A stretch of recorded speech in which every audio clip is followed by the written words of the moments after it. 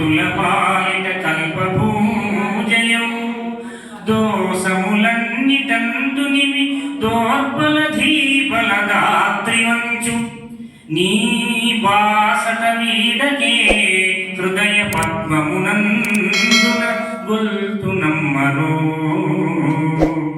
ఏన్ బాసర భారతి బాసర భారతి సుతుని పాలన చేయుమి దివ్య దృష్టులన్ సుతుని పాలన చేయుమ శ్రీ యశస్విని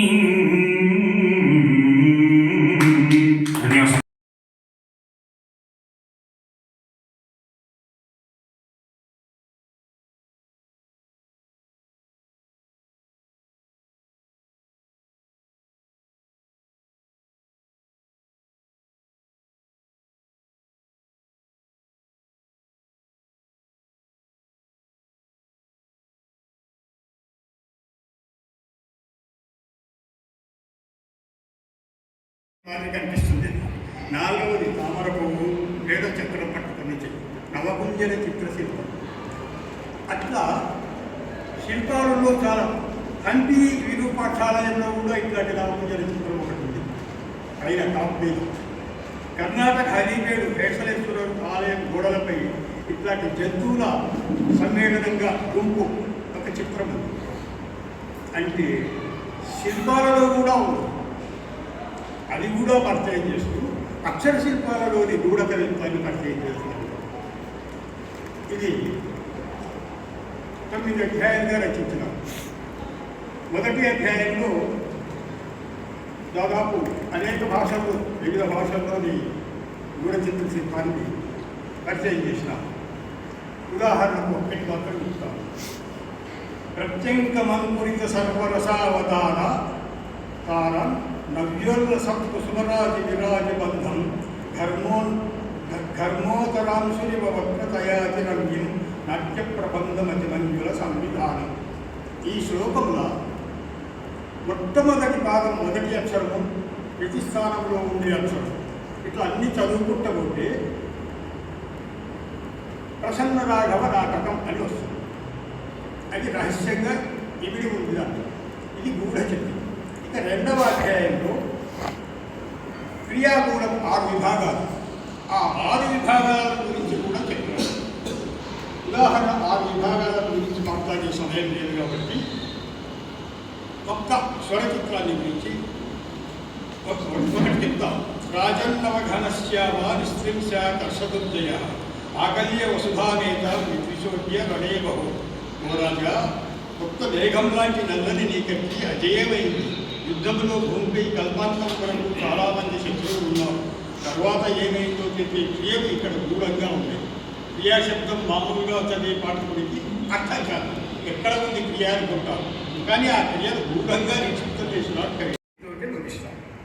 శుభ్రం శుభ్రసరోజ ముగ్ధవదరాం శుభ్రాంబరాలంకృతాం శుభ్రాంగీ శుభశుభ్రహస్య విశదాం శుభ్రస్య దాసోరీం శుభ్రోక్తామలలామధామహిమతాం మహిమాం శుభ్రాంతరంగం గతం శుభ్రాభాం భయహారి భావపరితాం శ్రీభారతీం వందనం.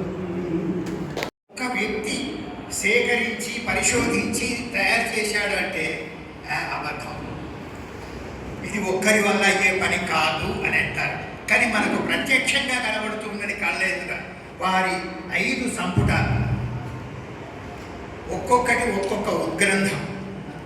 ఇంతకుముందు వైద్యం వారు చెప్పినట్టుగా ఒక్కొక్క పుస్తకానికి ఒక్కొక్క డాక్టరేట్ ఇవ్వవలసినటువంటి స్థాయిలో ఉన్నటువంటివి సమగ్రమైనటువంటి పరిశోధన. సాధికారంగా ఆ విషయాన్ని సమగ్రంగా అవగాహన చేసుకొని స్వయంగా స్వకృషితో అది పరిశోధన చేసి ఎన్నో విషయాలు సేకరించి ఎంతో శ్రమపడి ఈ గ్రంథాన్ని తయారు చేశారు. శ్రమపడి గ్రంథం తయారు చేయడం ఒక ఎత్తు అయితే దీన్ని పబ్లిష్ చేయడం ఇంకొక పని. మొదటి 2 గ్రంథాలు వారు స్వయంగా వారి ఖర్చుతో వెలువరించారు. ఇప్పుడు ఈ పుస్తకాలకు అమెరికా వాసి వేగరాజు శ్రీరామ్ గారు కాస్త ఆర్థిక సహాయం చేశారు. కానీ ఆ సహాయం ఈ 3 పుస్తకాలకు ఎంతకు సరిపోదు.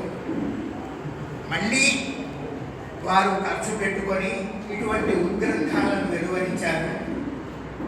వారి కృషి సామాన్యమైనది కాదు. అటువంటి వారిని మనం ప్రోత్సహిస్తూ ఉండాలి. వారి కృషిని జనంలోకి తీసుకువెళ్ళాలి. ఎందుకంటే ఇది వినోదము విజ్ఞానము పంచేటువంటిది ఈ చిత్రకవిత్వం. ఉభయతారకంగా ఉంటుంది చిత్రకవిత్వం. దాని మీద కాస్త అల్పమైనటువంటి భావం ఉన్నది, కానీ రాసేప్పుడు ఆ కవి ఒక రకమైనటువంటి ప్రసవ వేదన పడతాడు, ఎంతో కష్టపడతాడు. బ్రహ్మాండమైనటువంటి శాంతిక జ్ఞానం, ఛందస్సు మీద పట్టు, ఇవి అన్నీ ఉన్నటువంటి వాడే చిత్రకవిత్వాన్ని రాయగలుగుతాడు. అది బంధ కవిత్వమైనా గర్భ కవిత్వమైనా ఇటువంటి ప్రహేళికలైనా కూడా భాష మీద సమగ్రమైనటువంటి అధికారం ఉన్న వాడే చేయగలుగుతాడు. మనం చదివి అతని శ్రమను, ఆ కవి యొక్క శ్రమను ఒక్కసారి మననం చేసుకొని ఎంత కష్టపడి ఉంటాడు ఇట్లా రాయడానికి, ఎన్ని రోజులు ఎంత మనోవేదన పడి ఉంటాడు ఆ అక్షరం రాయడానికి, అవసరమైన అక్షరాన్ని పట్టుకోవడానికి. ఆ రకంగా శ్రమపడినటువంటి కవుల గొప్పతనాన్ని లోకానికి తెలియచేయడం కోసం కంకణం కట్టుకొని ఈ గ్రంథాలను వెలువరిస్తున్నారు. చాలా సంతోషించవలసినటువంటి విషయము. వారి కృషిని మనము ప్రశంసిద్దాము. నమస్కారం. శ్రమపడ్డాయి, కంప్యూటర్లో తయారు చేయడానికి చాలా శ్రమపడ్డాయి. ఎంత శ్రమపడ్డానో తెలియదు. కానీ ఒకరోజు అకస్మాత్తుగా కొనసాగింపుగా జరుగుతూనే వస్తుంది. రాత్రి మన వైద్యం సార్ గారు ఇంకో 6 పుస్తకాలు పెంచినాడు. నేను 12 పుస్తకాలతో ముగిద్దాం అనుకుంటుంటే మరి ఈ మధ్యలో ఏం జరిగింది, ఇంకో విషయం కూడా చెప్పాలి. ఈ 4వ పుస్తకం 5వ పుస్తకం కలిపి వేద్దాం అనుకున్నాను. మొదట్లో నాకు మ్యాటర్ చిన్నగా ఉండేటువంటి 2 విభాగాలు ఎందుకు, ఒక భాగంలోనే ఇచ్చేద్దాము అనుకున్నాను. ఒక పుస్తకం ఇట్లా, 2వ పుస్తకం రివర్స్లో పెట్టి ఇద్దాం బాగుంటుందండి. అయితే తమాషా ఏం జరిగిందో ఏమో తెలియదు, కానీ నాకు అతి తక్కువ పీరియడ్లోనే ఈ 2 పుస్తకాలు పెడితే ఆ పుస్తకము పెద్దది. ఇది ఒక్కటి. ఈ పుస్తకము 456 పేజీలు ఉంటే ఇది 408 పేజీలే ఉంది. అది 464 పేజీలు. ఇంకా దాంట్లో విషయ సూచిక కానీ ఉపయుక్త గ్రంథాలు కానీ లేకపోయినా అందులో, ఎందుకంటే అది ఇస్తే ఇంకా 500 పేజీలు అయిపోతుంది. ఆ ఖర్చు ఇంకా పెరిగిపోతా వస్తుంది. అందువల్ల కొంత ఏదో సార్ చెప్పినట్టు నాకు నేను కంటిన్యూ చేసుకున్నాను, తగ్గించుకున్నాను. ఎవడెవడో చెప్పాడంట, ఒక గడ్డం 60 చూసుకోవాలా, మనం చూసుకోవచ్చు. నెలకోసారి చూసుకుంటే 3 గడ్డలు మిగులుతాయి. 3 గడ్డలు అంటే లెక్క మిగిలించుకోవచ్చు అన్నమాట. అట్లా ఆ పుస్తకంలో విషయ సూచికను తర్వాత ఉపయుక్త గ్రంథాలను తీసివేయడం వల్ల దాదాపు ఒక 20-30 పేజీలు మిగిలింది. అట్లా కొన్ని తగ్గించుకోవడం జరిగింది. సరే, ఇక్కడ ఈ పుస్తకంలో ఇంకో ప్రత్యేకమైనటువంటి అంశం ఉంది. మనం ఇక్కడ రకరకాలైనటువంటి పద్యాలు శ్లోకాలు జరుపుకుంటున్నాం, కానీ చైనా గురించి కూడా మనం తెలుసుకోవాల్సి వచ్చింది. ఇక్కడ చైనాలో ఉండేటువంటి గతి చిత్రానికి సంబంధించినటువంటి ఒక వివరణ ఇందులో ఇచ్చాను. అందులో ఫోటో కూడా ఇచ్చాను. అయితే ఆ ఫోటో మన భాషలో, ఆ టేబుల్ అంతా కూడా చైనీస్ భాషలో ఉంది. దాని వివరణ అవన్నీ మనకు అవసరం లేదు. ఎందువల్లంటే అవి ఇచ్చినా కూడా మనకు అంత ఉపయుక్తంగా ఉండవు కాబట్టి దాంట్లో ఏముంది దాని వివరాలు మాత్రమే ఇచ్చాను. ఇందులో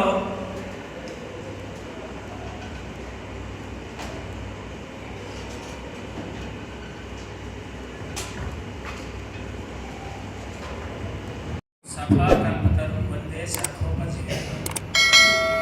ఇక్కడ మేము సభ ఏర్పాటు చేయడానికి, ఇక్కడ సభ జరగడానికి ముఖ్య కారకులు కనిశంకరయ్య గారు, గంగుల చిన్న మొట్టమొదటి వాళ్ళకు. తర్వాత అసలు విషయంలోకి వస్తే, ఇప్పుడు మనం మొట్టమొదటిగా అధ్యక్షుడిగా అనుకున్నటువంటి వ్యక్తికి అనివార్య కారణాల వలన కొన్ని ఇబ్బందులు వచ్చి రాలేకపోయినాడు. ఆయన స్థానంలో మనం పంచ వెంకటేశ్వరరావు గారిని తీసుకున్నాం. మరి ఆయన ఆవిష్కరించాల్సిన పుస్తకాన్ని ఇంకెవరు ఆవిష్కరించాలా? అందువలన సార్ తీసుకోవాల్సి వచ్చింది. సార్కు ముందు ఇది చూసి వచ్చి చెప్పే అవకాశం లేదు. అందువలన ఆయన పుస్తకాన్ని గురించి ఎక్కువగా చెప్పలేకపోయినాడు. తర్వాత అలాగే మన కనిశంకరయ్య గారు కూడా పుస్తకాన్ని ఆయన చూసే అవకాశం లేనందువల్ల ఆయన కూడా సరిగా కొన్ని విషయాలు మనకు గమనించలేకపోయినాడు. ఆ విషయాలు కొన్ని ఇక్కడ ముచ్చటిస్తాను. ఇప్పుడు మీరు ఎక్కువ టైం అవుతుందని మాత్రం అనుకోకండి. ప్రతి దాన్ని తెలుసుకోవాలంటే కొంచెం టైం పడుతుంది. ఇంకోటి మధ్యలో నాకు కొంచెం షివరింగ్ ఉంటుంది. నాకు మనిషిని ఎక్కువసేపు కొంచెం వణుకు వస్తుంది. దానివల్ల మీరు ఇది కాకుండా వినండి, దయచేసి వినండి. ఇప్పుడు 3వ పుస్తకము గతి చిత్రం. ఈ గతి చిత్రం అంటే,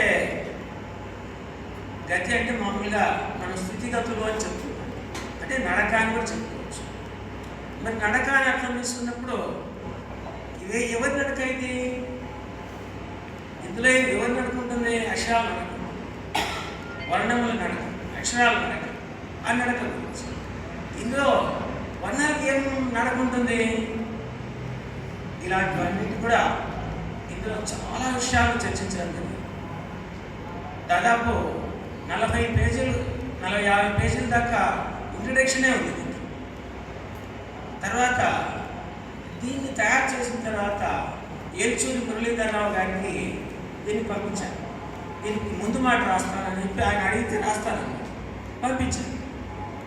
భారతదేశంలో ఉండేటువంటి చిత్రకవిత సంబంధమైనటువంటి వ్యక్తుల్లో ఆయన గొప్ప చిత్రకవిత పరిశోధకులు. ఆయన కూడా మంచి ప్రొఫెసర్, అనేక పుస్తకాలు రాసినాడు. తర్వాత వెంకటేశ్వర విజయ విలాసం పుస్తకం మీద ఆయన థీసిస్ రాసినాడు, డాక్టరేట్ తీసుకున్నాడు.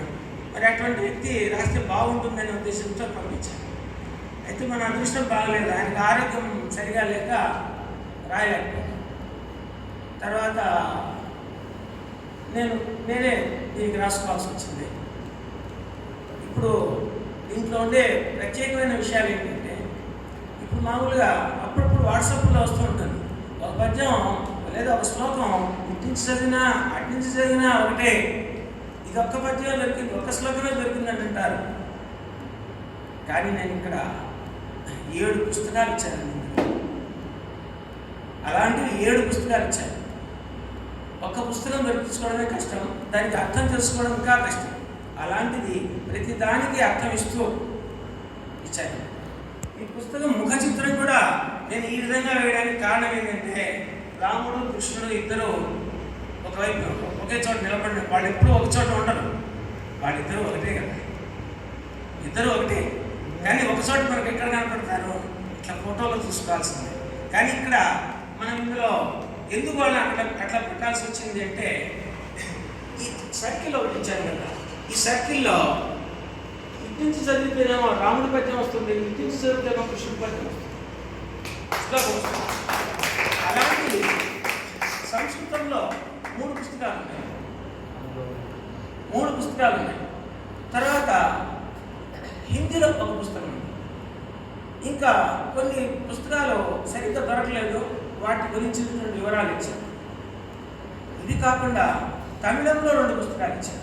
అయితే అందులో ఇటు నుంచి చదివినా అటు నుంచి చదివినా ఒకే అర్థం వచ్చేట్టు, ఒకే విధంగా ఉండేట్టు మాత్రమే ఇచ్చారు. అవి ఉన్నాయి. అలాగే దీంట్లో ఉన్న ప్రత్యేకమైనటువంటి చేసుకొని రాయాలి. నువ్వు అర్థం చేసుకొని రాయకపోతే ప్రయోజనం లేదు. వ్యాసుడికి ఎప్పుడైతే కొంచెం అనేసి చెప్పడానికి ఇబ్బంది అవుతుందో అప్పుడు ఒక ముడి సరుకు లాంటివి తీసుకోక విశ్వరూపా పశవ వదంతి సానో మంద్రేషమోర్జిందః నాథే నిర్వాహస్మాన్ భవశ్చర్జితో స్మార్తోస్తో ఓం ధ్రువంతే రాజా వరుణో దేవో బృహస్పతిః ధ్రువంత ఇంద్రశ్చాగ్రశ్చ రాష్ట్రంధారయతాం ధ్రువం అస్య శ్రీ శివ నామరూపాభ్యాం యా దేవీ సర్వమంగళాం తయో సంస్మరణాత్ పుంసాం సర్వతో జయమంగళం. అద్భుతమైన సాహిపూర్ణ ఆయురారోగ్యేశ్వర్యములు కలిగి పెద్దల యొక్క దివ్యాశీస్సులతో ఈ యొక్క బృహత్తర కార్యక్రమాన్ని ముందు కూడా చక్కగా నిర్వహించాలని కోరుకుందాం. శ్రీమాత్రే నమః. పురుషేంద్రియ ఆయుష్యేంద్రియే ప్రతిష్టతి.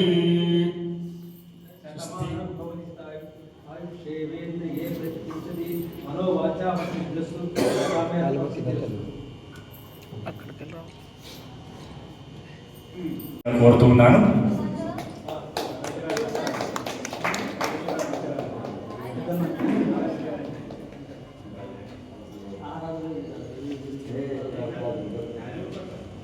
వారు ఎన్నో గ్రంథాల్ని